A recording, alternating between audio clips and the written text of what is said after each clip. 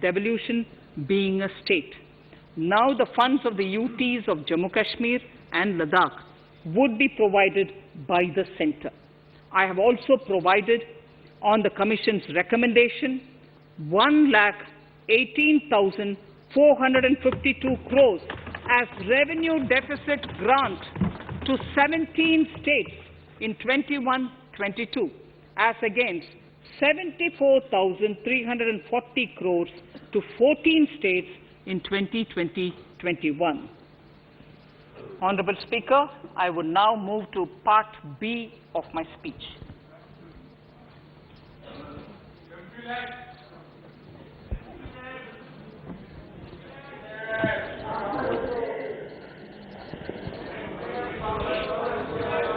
Honourable Speaker, the world is facing a serious challenge of the pandemic and its aftershock.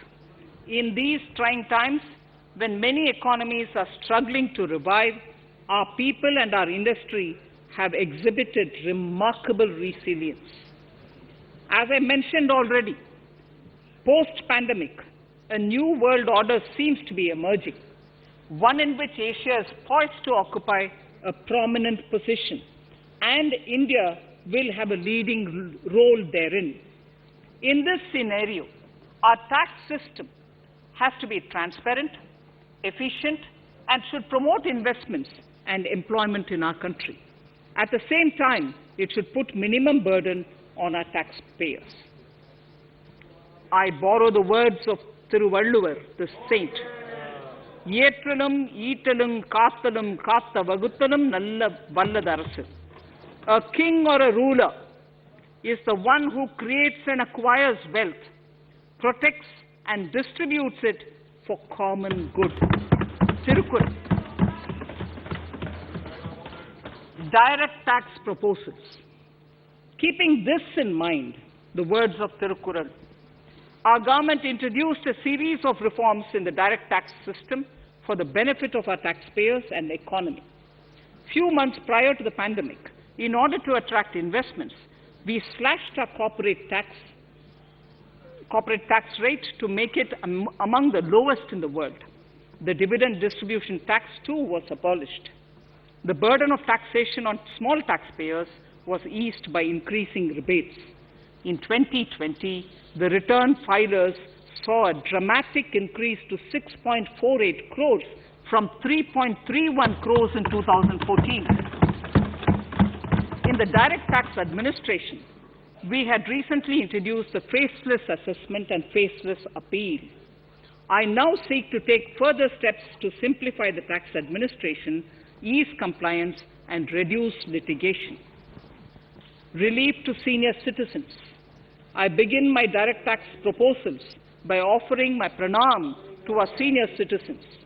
Many of them, despite having foregone several basic necessities of their own, have strived to build our nation.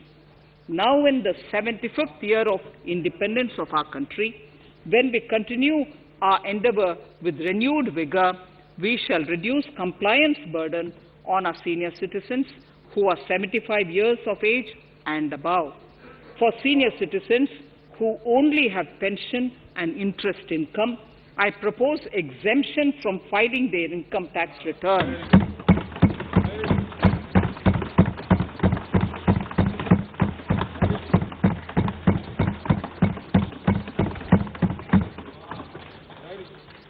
The paying bank will deduct the necessary tax on their income. Reduction in time for income tax proceedings. This is a very key announcement, if you are asking. Honourable Speaker, presently an assessment can be reopened up to 6 years and in serious tax fraud cases for up to 10 years. As a result, taxpayers have to remain under uncertainty for a very long time. I therefore propose to reduce this time limit for reopening of assessments to 3 years from the present 6 years.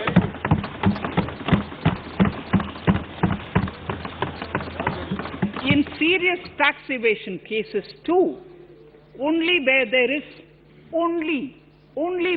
is evidence of concealment of income of 50 lakh or more in a year.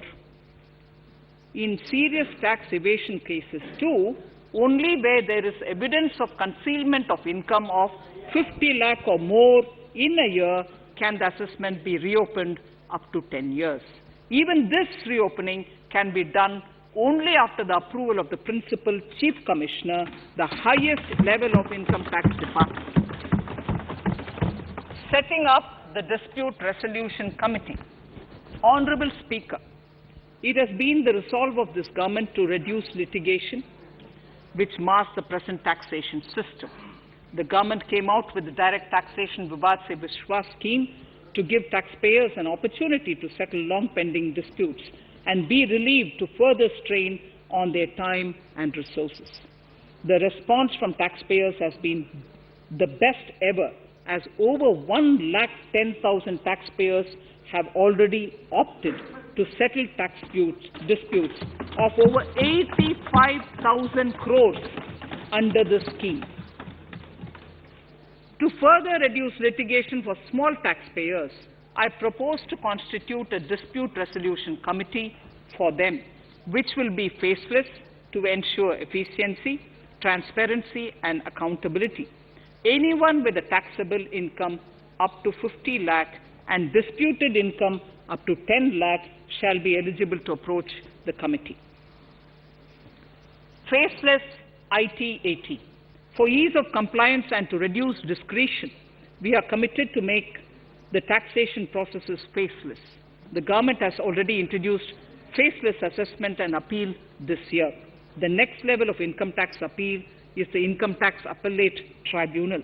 I now propose to make this tribunal faceless.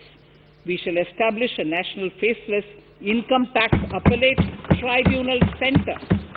All communication between the tribunal and the appellant shall be electronic. Where personal hearing is needed, it shall be done through video conferencing. Relaxations to NRI. When non-resident Indians return to India, they have issues with respect to their accrued incomes in their foreign retirement accounts. This is usually due to mismatch in taxation period.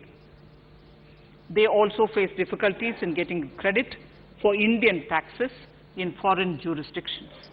I propose to notify rules for removing their hardship of double taxation. Exemption from audit.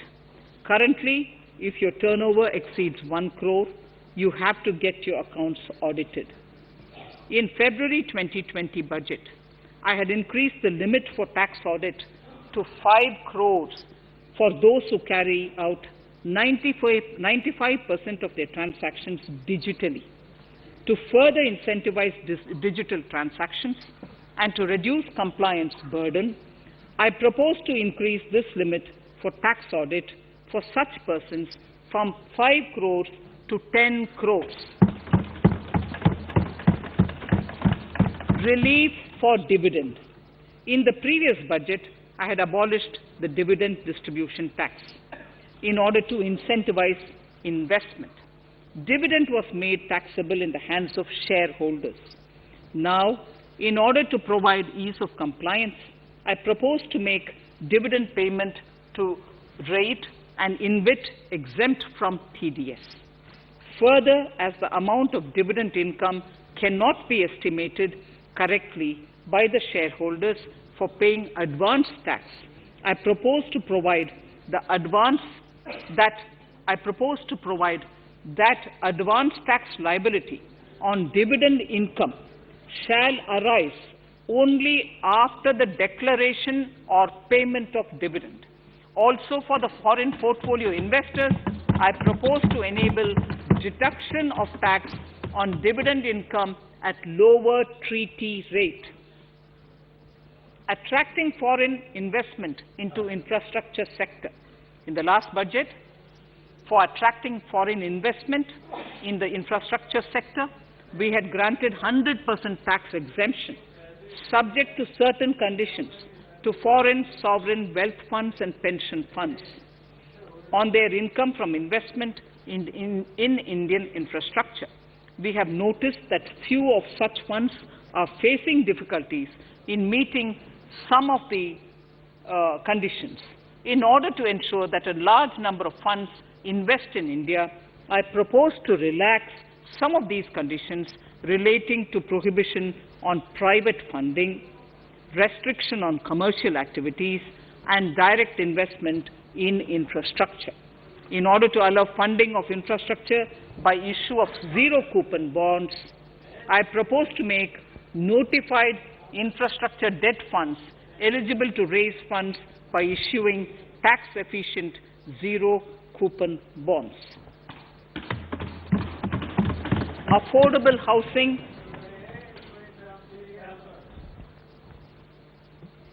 Affordable housing and rental housing.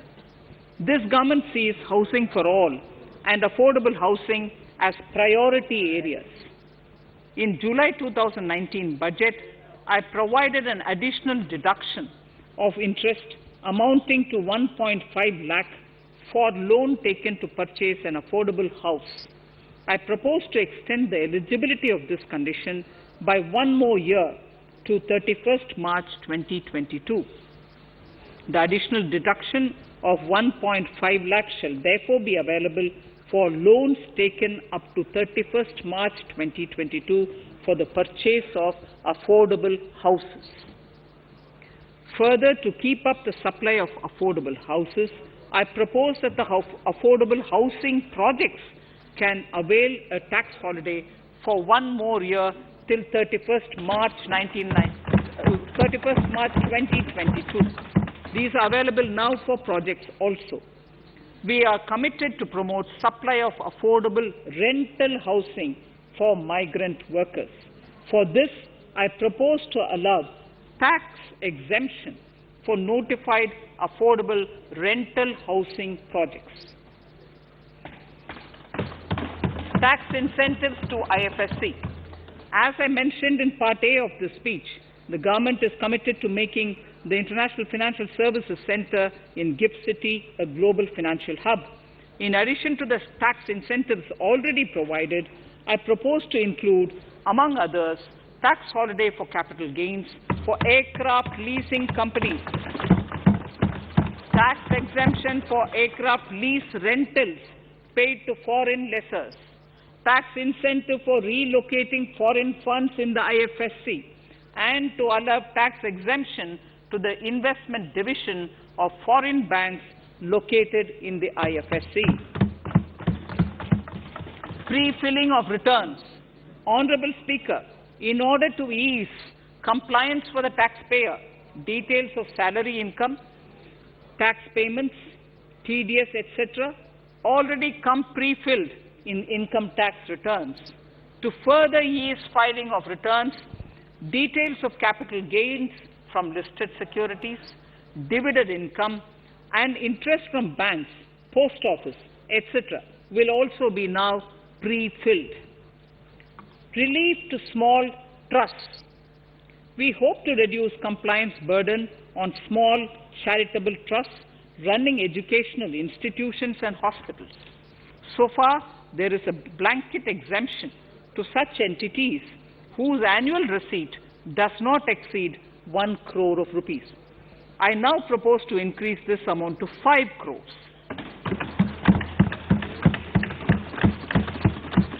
Labor welfare.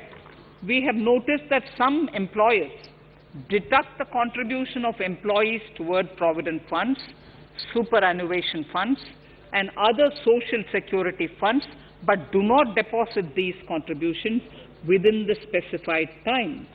For these employees, this means a loss of interest or income.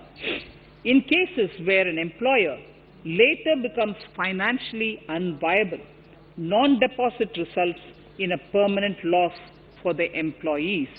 In order to ensure that employees' contributions are deposited on time, I reiterate that the late deposit of employees' contribution by the employer will not be allowed as deduction to the employer.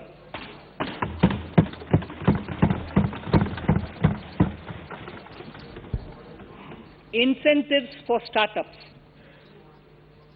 In order to incentivize startups in the country, I propose to extend the eligibility for claiming tax holiday for startups by 1 more year, till 31st March 2022. Further, in order to incentivize funding for the startups, I propose to extend the capital gains exemption for investment in startups by 1 more year, till 31st March 2022.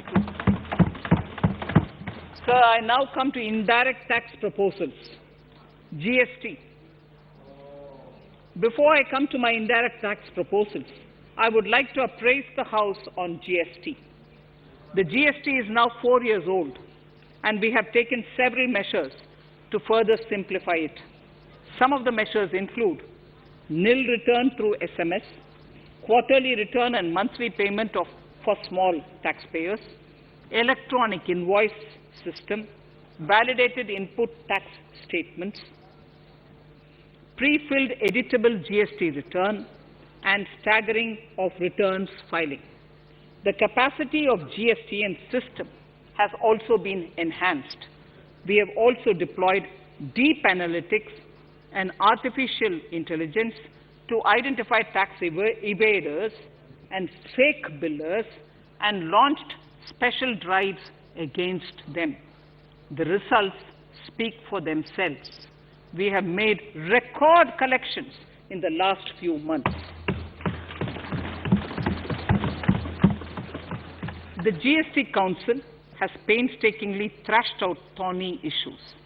As chairperson to the Council, I want to assure this House that we shall take every possible measure to smoothen the GST further and to remove anomalies such as inverted duty structure. Custom duty rationalization. Our custom duty policy should have the twin objective of promoting domestic manufacturing and helping India get on to global value chain and export better. The thrust now has to be on easy access to raw materials and exports of value-added products. Towards this, last year, we started overhauling the customs duty structure, eliminating 80 outdated exemptions.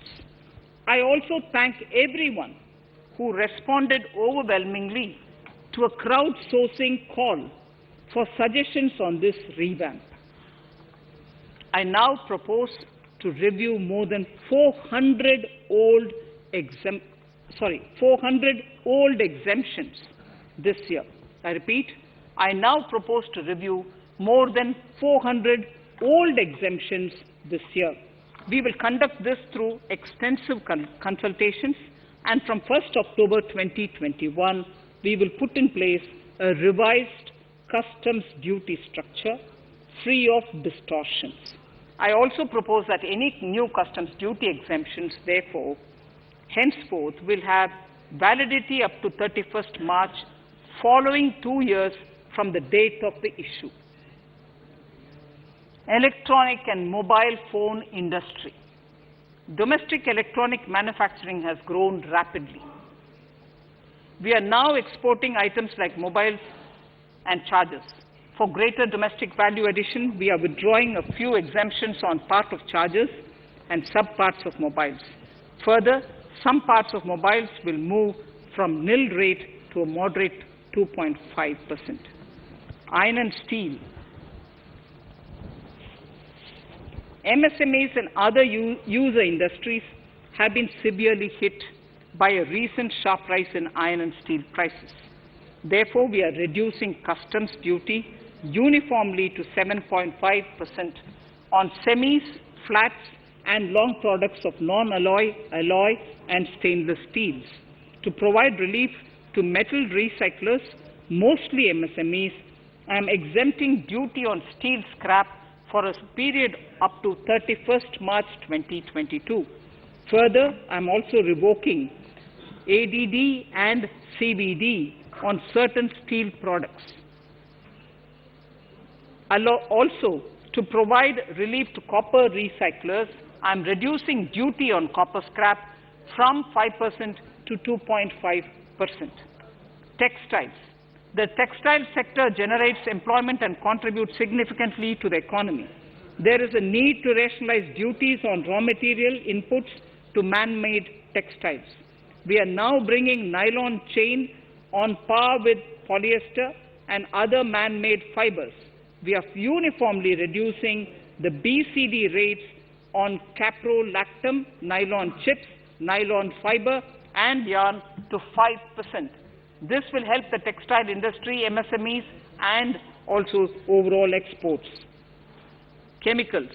We have calibrated customs duty rates on chemicals to encourage domestic value addition and to remove inversions. Apart from other items, we are reducing customs duty on naphtha to 2.5% to correct inversion. Gold and silver presently attract a basic customs duty of 12.5%. Since the duty was raised from 10% in July 19, prices of precious metals have risen sharply. To bring it closer to previous levels, we are rationalizing customs duty on gold and silver. Renewable energy. In Part A, we have already acknowledged that solar energy has huge promise for India.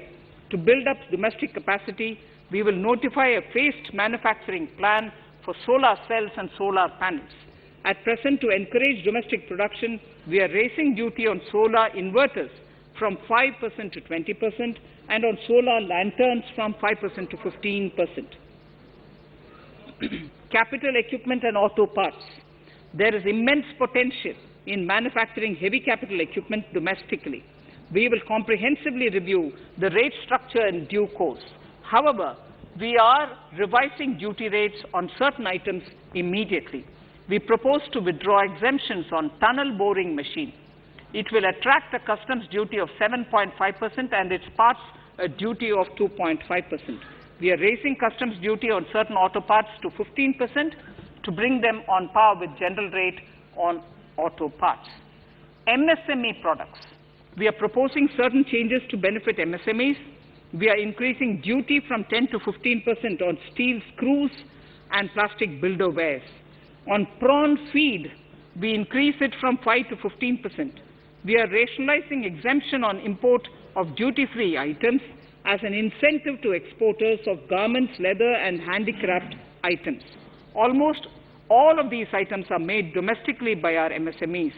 We are withdrawing exemption on imports of certain kinds of leathers as they are domestically produced in good quantity and quality, mostly by MSMEs. We are also raising customs duty on finished synthetic gemstones to encourage domestic processing. Agriculture products to benefit farmers. We are raising customs duty on cotton from nil to 10%, on raw silk and silk yarn from 10 to 15%. We are also withdrawing end-use-based concession on denatured ethyl alcohol. Currently, rates are being uniformly calibrated to 15% on items like maize, bran, rice bran, oil cake, and animal feed additives. There is an immediate need to improve agricultural infrastructure so that we produce more while also conserving and processing agricultural output efficiently. This will ensure enhanced remuneration for our farmers. To earmark resources for this purpose, I propose an agricultural infrastructure and development cess on a small number of items.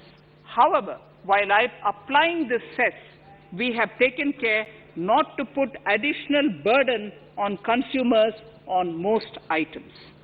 Rationalization of procedures and easing of compliance. For their judicious application, we propose certain changes in the provisioning related to ADD, anti-dumping duty, and CVD, countervailing duty levies. To complete customs investigation, we are prescribing definite timelines.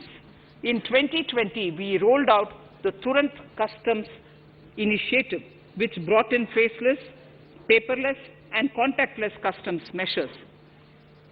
With effect from September 2020, we have implemented a new procedure for administration of rules of origin.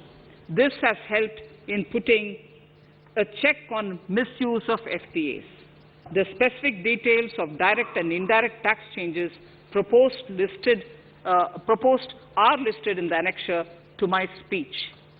Honorable Speaker, sir, with these words, I commend the budget to this august House. Thank you.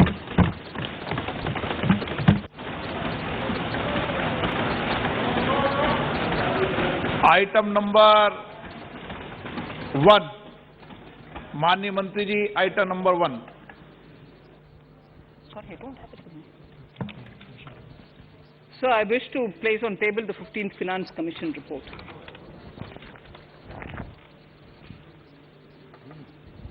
Item number 3, माननीय मंत्री जी। So I wish to lay on the table the following statements under Section 3(1) of the Fiscal Responsibility and Budget Management Act 2003, the medium-term fiscal policy cum fiscal policy strategy statement and macroeconomic framework statement.